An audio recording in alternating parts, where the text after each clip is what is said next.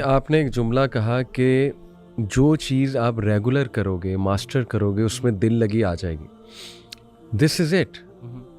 अगर यूथ इसको समझ ले, और समझती है, टू बी ऑनेस्ट, दुनिया के हर काम में वो समझते हैं ये चीज़।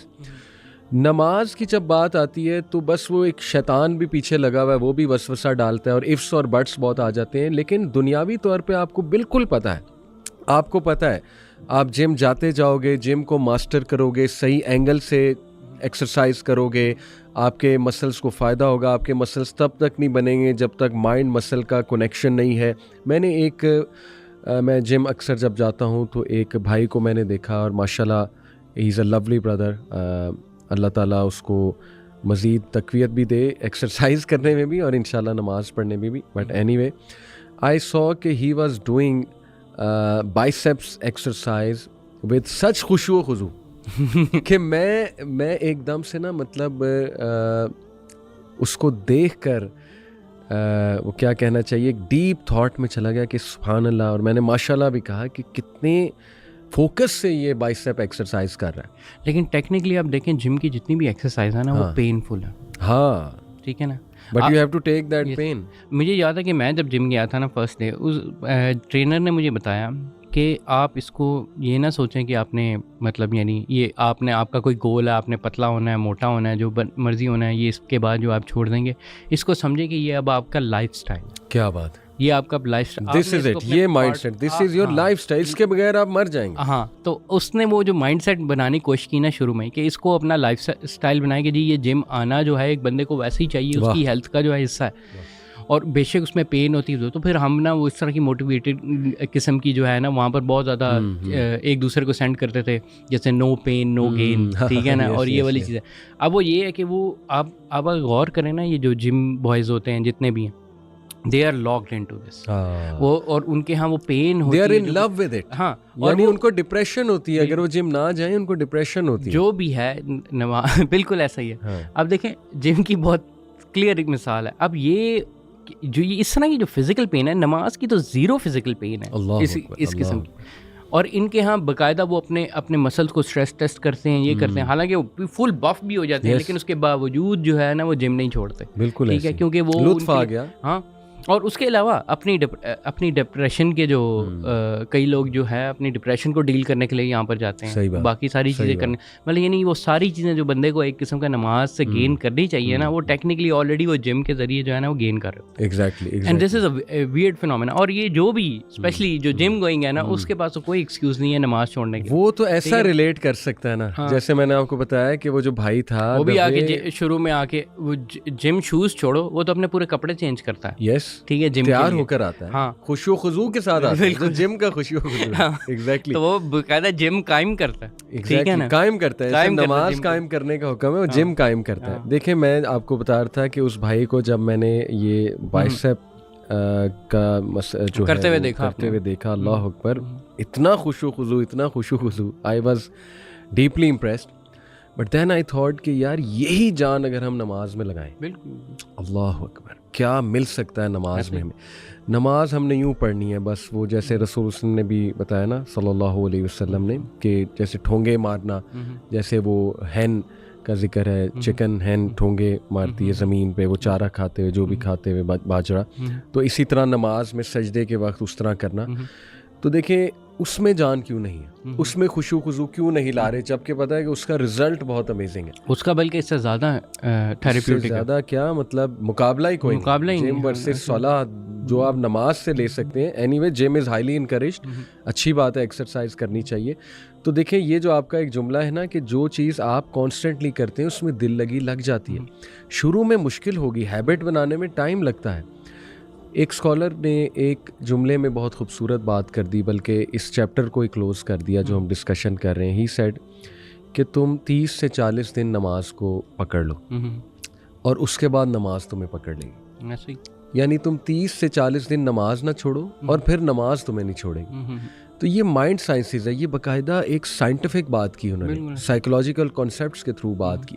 तो देखिए कोई जादुई फार्मूला नहीं है कि मेरा दिल नहीं करता। भाई दिल ऑफ कोर्स इसलिए नहीं करता, तुमने नमाज एक्सपीरियंस ही नहीं की। नमाज एक्सपीरियंस तो करो, फजर पे उठे ही नहीं कभी, तो दिल ना करना ये तो एक अजीब बात है ना, कि जिस बंदे ने एक्सपीरियंस ही नहीं किया तो वो ये कहे कि जी मेरा दिल ही नहीं करता। जैसे एक बंदे ने एक स्पोर्ट्स ही नहीं खेली और वो स्पोर्ट्स के बारे में कहे मेरा दिल ही नहीं करता उस स्पोर्ट्स करने का। करोगे तो दिल लगेगा ना, जैसे आपने कहा कि कॉन्स्टेंटली करोगे तो दिल लगेगी। तो ये तो चले इसका आंसर हो गया, बहुत अच्छा आपने ये बताया।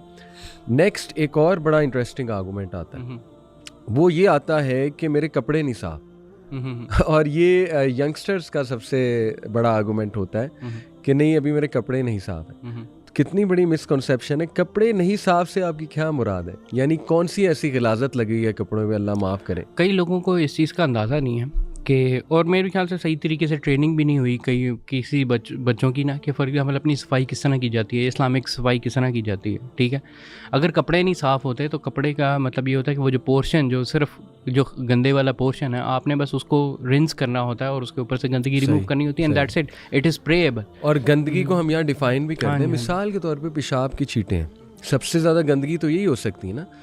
या चलो इससे भी नेक्स्ट लेवल, ऑल्दो मेरा नहीं ख्याल इस लेवल पे कोई गंदा रहना चाहता है कि एहतलाम हुआ है और वही वाली चीज़ आपने पहनी हुई है और उसको लेके वो स्पोर्ट्स कर रहा है, या तो कोई बहुत ही हाई लेवल का गंदा रहना चाहता है, तो अल्लाह माफ़ करे, हो सकता है ऐसा भी हो। लेकिन देखो इस तरह की भी गंदगी है तो उसको पानी से खुरच के इस तरह से साफ़ किया जा सकता है और नमाज पढ़ी जा सकती है।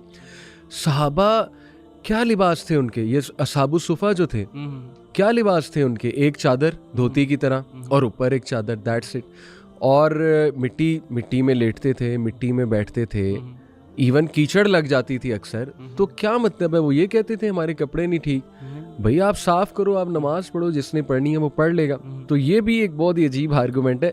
वो ये जो आपने शुरू में बड़ी ज़बरदस्त बात की थी, देखें कि ये कंपाउंड इफेक्ट जब होता है ना, one argument leads to the other, then another. शुरू यहाँ से होता है कि यार आई एम टू डर्टी, मैंने नमाज पढ़ के क्या करना, मेरी तो लाइफ ही बहुत गंदी है। फिर ये आ सकता है कि नहीं यार बूढ़े होके पढ़ेंगे, अभी क्या फ़ायदा, जवानी में कौन नमाज पढ़ता है, देखी जाएगी। फिर ये भी आ सकता है कि यार मेरा अल्लाह से एक स्पेशल ताल्लुक है, तुम मेरे और अल्लाह के दरमियान में ना हो। फिर ये भी आ सकता है ना कि यार कोई भी नहीं पढ़ता तो मैं क्यों पढ़ूँ, और so on and so fourth. कपड़े नहीं ठीक या दिल नहीं करता। इसी तरह एक और आर्गूमेंट आता है कि जैसे मैंने किसी को कहा यार नमाज पढ़ो, जैसे मेरा एक दोस्त है, मैंने उसे कहा यार नमाज पढ़ा करो। जैसे यूनिवर्सिटी में कई लोग हमें कहते हैं कि सर मेरा दोस्त है, मैं उसे बहुत कहता हूँ या कहती हूँ हॉस्टल में कि नमाज पढ़ो, उठो, नमाज का वक्त हो गया है। तो वो आगे से ये कहते हैं या कहती हैं कि देखो अब तो मैं बिल्कुल नहीं पढ़नी, पहले तो शायद मैं पढ़ लेती, अब मैंने इसलिए बिल्कुल नहीं पढ़नी क्योंकि अब मैं तुम्हारे लिए पढ़ूंगा। ये भी नेक्स्ट लेवल। देखें शैतान जो है वो कहाँ से पकड़ता है, मैं अपनी नीयत नहीं खराब करना चाहता। मैंने नीयत नहीं खराब करनी। हज़रत अली जो है ना, उन्होंने उसको मारना छोड़ दिया, उस बंदे को। अब तुम आ गए हो मेरे दरमियान में, मेरा ग्रज आ गया। तो वो कहते हैं नहीं जी, देखिए जब तक दिल से नहीं उठेगी ना, जब तक मैं अल्लाह के लिए नहीं करूंगा तब तक मैंने नहीं पढ़ना। अल्लाह के बंदो, और शैतान आपको घेरता रहेगा, ठीक है ना, और आप जो है कभी भी अल्लाह के आगे खड़े नहीं होगे, यहाँ तक कि आपकी कब्र तक आप पहुँच जाओ। रहमतुल्लिल आलमीन नबी अकरम सल्लल्लाहु अलैहि वसल्लम, कोई शक नहीं दुनिया के सबसे रहमदिल इंसान, दुनिया के सबसे प्यारे इंसान हमारे नबी, इंसानियत से शदीद शदीद शदीद मोहब्बत करने वाले। वो ये कह रहे हैं कि मेरा दिल करता है जब नमाज खड़ी हो, मेरा ये दिल करता है कि मैं अपनी जगह के इमाम को मुकर्रर करूं, लकड़ियां जमा करूं, उन्हें आग लगाऊं और उन लोगों के घरों को जाकर जला दूं जो नमाज में मौजूद नहीं है, उन मर्दों के घरों को आग लगा दूं जो नमाज में मौजूद नहीं है। अब इसके बारे में आप क्या कहेंगे? नाउज़ बिल्लाह आप ये कहेंगे कि नहीं, नबी सल्लम जब किसी सहाबी को जाकर कहते होंगे कि आपने नमाज क्यों नहीं पढ़ी, सहाबी नहीं किसी आम बेडविन को जाकर, सहाबा तो माशाल्लाह वर वेरी रेगुलर, किसी आम बेडविन को जाकर कहें कि आप नमाज में मौजूद नहीं, नमाज में आया करो, तो आगे से ये कहेगा कि अब मुझे नबी सल्लम ने कह दिया, अब तो मुझे नहीं आना, पहले तो मैं अपनी नीयत से आ रहा था, अब तो नहीं आऊँगा। और भाई अच्छी बात है, आपको किसी ने कह दिया तो इसी बहाने पढ़ लो। तो ये भी देखे कितना बड़ा, अल्लाह माफ़ करे, बस हम देखें। और जो भी बताने वाला है ना आपको, वो अल्लाह के नबी का ही पैगाम आपको पहुँचा रहा है। और आपका जो करना है वो एक किस्म का अल्लाह के रसूल को फॉलो करना है। एग्जैक्टली। देखिए इस तरह तो फिर हर चीज़ में आर्गूमेंट आ सकता है ना। जैसे मिसाल के तौर पे आप कोई चोरी करने लगे हैं, आपका दोस्त आपको कहे चोरी ना करो, आप कहें अब तो मैं करूंगा क्योंकि अब इसने कह दिया, पहले मैंने छोड़ना था अल्लाह के लिए, अब चूंकि इसने कह दिया अब मैंने नहीं छोड़ना। फिर तो हर बुराई में आप वो आर्गूमेंट ला सकते हैं ना। अच्छा, एक और आर्गूमेंट जो है वो आता है यहाँ पे, वो ये है, ये भी बड़ा अजीब आर्गूमेंट है और ये चूंकि मैंने कई लोगों से सुना है इसलिए मैं चाह रहा हूँ इसमें हम डिस्कशन करें। वो ये है, कुछ लोग को डर होता है कि यार नमाज अगर मैंने पढ़ना शुरू कर दी ना तो मेरे मज़े छूट जाएंगे या मेरे पे सख्तियाँ आने लग जाएंगी। अल्लाह अकबर। कुछ लोगों ने ये भी कहा कि हम इस बात से डरते हैं कि अगर हम नेक हो गए, हमें नॉलेज ज़्यादा आ गया, हम अल्लाह के करीब होने लग गए, हम नमाज़ें पढ़ने लग गए तो हम पे सख्तियाँ शुरू हो जाएंगी, हम पे मुश्किलात आना शुरू हो जाएंगी।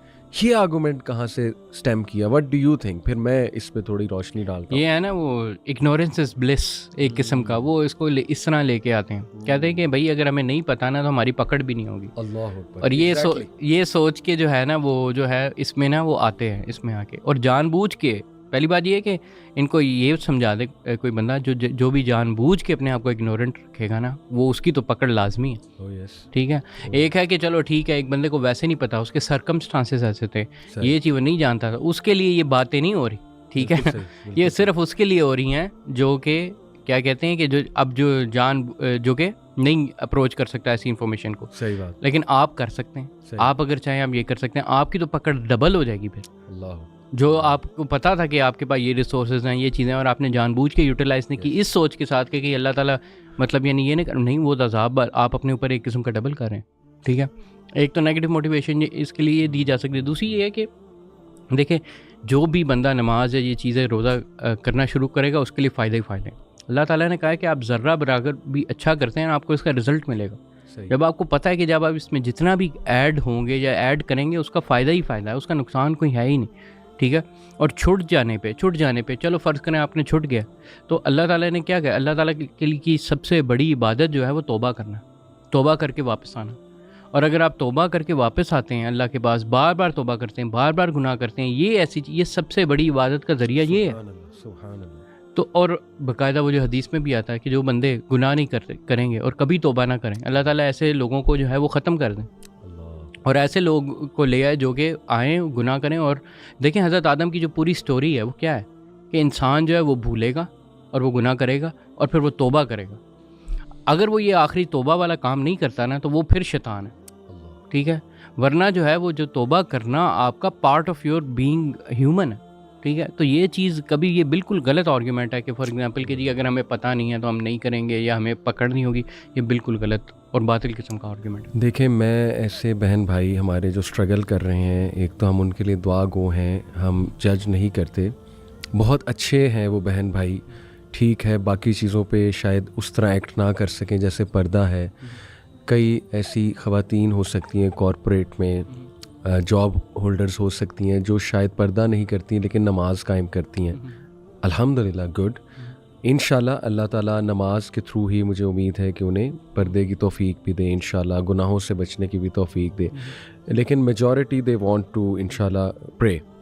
मैंने ये देखा है। तो उनके लिए देखें एक बहुत बड़ी तलकीन, इमाम इब्न क़य्यिम का एक कोट है, ही सेड कि अपने रब के साथ वक्त गुजारने की आदत बना लो, अपने रब के साथ वक्त गुजारने की आदत बना लो, क्योंकि कब्र में सबसे ज़्यादा वक्त तुम अपने रब के साथ गुजारोगे। अल्लाह अकबर। यानी no boyfriend, no husband, no wife, no girlfriend, no parents, no one in the grave, no one in the grave, just you and अल्लाह सुब्हानहू व तआला। तो सबसे ज़्यादा जब तुमने टाइम ही उसके साथ गुजारना है तो अभी से आदत बनाओ।